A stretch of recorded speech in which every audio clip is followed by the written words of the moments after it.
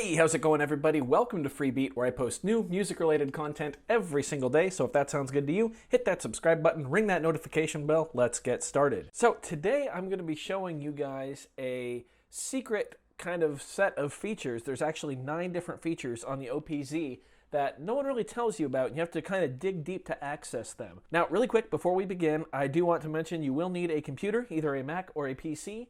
And you are also going to need a USB Type-C to Type-A cable. The one that comes with the OPZ will work.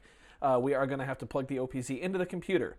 So let's go ahead and get in there. So we're going to open the OPZ in content mode. So to do that first, we're going to hold the track button and then turn it on. All the LEDs should come up green. There we go.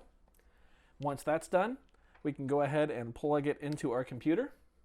And we will see that the OPZ opens right up as a folder on our computer here. So we can full screen that there.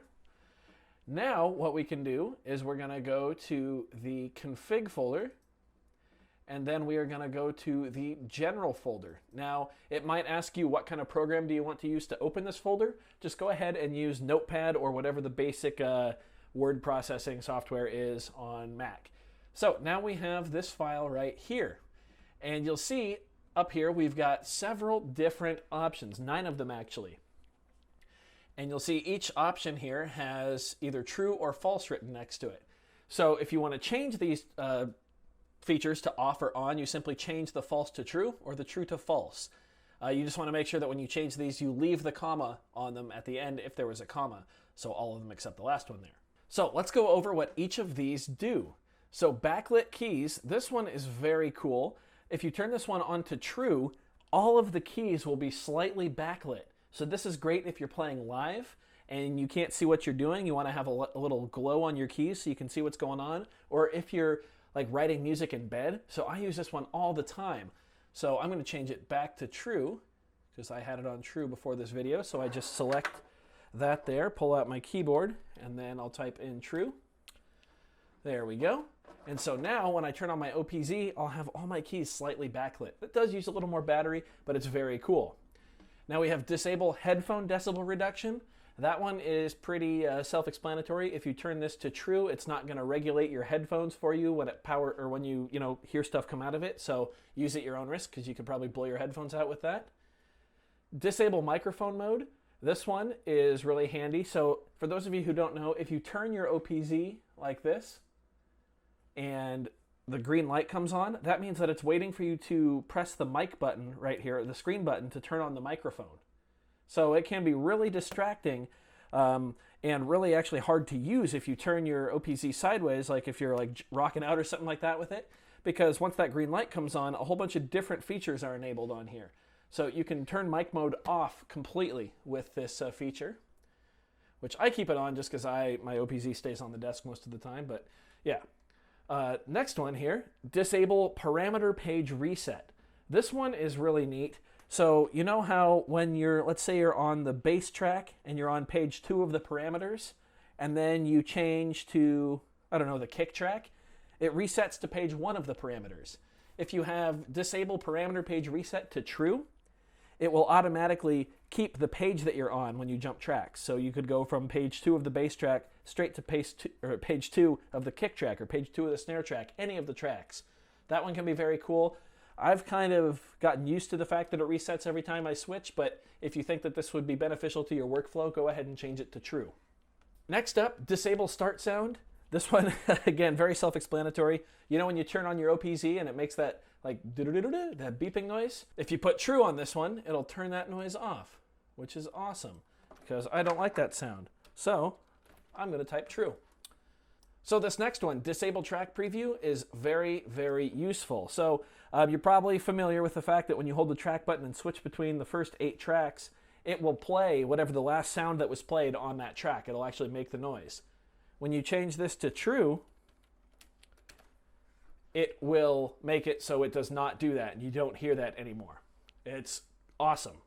And it's really good for live use because you don't want to be switching tracks live and have a random kick drum sound out or a random sample play or random lead sound go. So very, very handy. This next one here, I already have it set to true just because of how much I use it. generous chords. This was introduced in a more recent update. This allows the polyphony of the chord track to go from 4 to 6 notes. Now, it doesn't let you play 6 notes per step. You still have to play 4 notes per step, but you can play, you could go like 1, 2, 3, 4, 5, 6 across the whole pattern, and it would let them all ring out. They're not going to choke each other. So this is very, very cool, especially if you want to add some good extensions onto your chords. You can do a lot with that one. It's very neat. This next one, latch notes with shift. I haven't really used it before. It's not that handy for me, but if you turn it on and if you play a note and then hold the shift button, you can release that note, and as long as you're holding shift, it will continue to play out until you release it. Kind of weird. I'm sure there's, you know, some pretty practical uses for that one.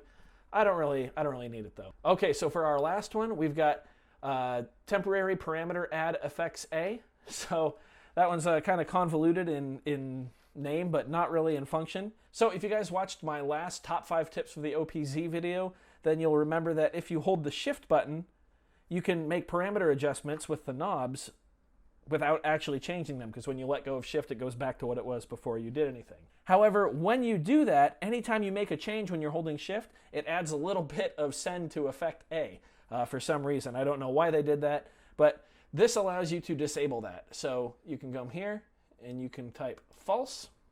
And again, since this is the last one, we don't need to leave the comma. And now it won't do that, which I really like that. And now all we have to do is click save and close it. Now here we are back at the OPZ, which you can see on my computer just opens as USB drive H.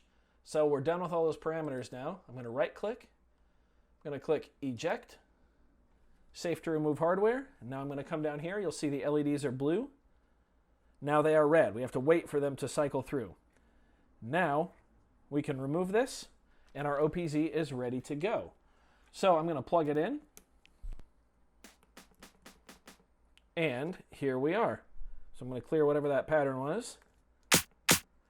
And you guys can, well, I don't know if you can see, but all of the keys are slightly backlit. It's very, very, very cool. Let's go to the chord track and I'll show you what I meant by that. So normally it would go, and if I played that G on top, it would cut out the first note I played. So in this case, this F. But now let's listen.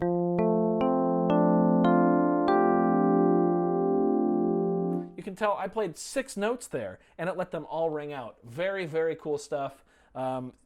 Just one of the coolest features that they've added into this since sampling, I think. Very, very handy, very cool. Let's go to, or let's make a little pattern here. Just a little 4 on the floor. Get that metronome out of here.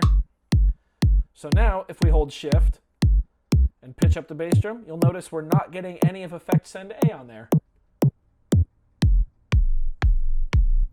We can just do this all day long. Reverse it. Why not? Let's get a...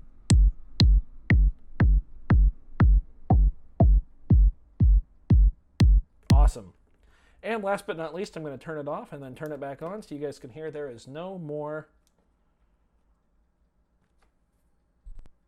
startup noise, which is just amazing. Also, we can switch tracks without getting previews of the track, so we no longer hear sounds as we swipe through the tracks. So hopefully this video helped you guys. If it did, go ahead and leave a like on the video. If not, you can leave a dislike. That's okay too. Doesn't hurt my feelings. Just makes me try that much harder next time.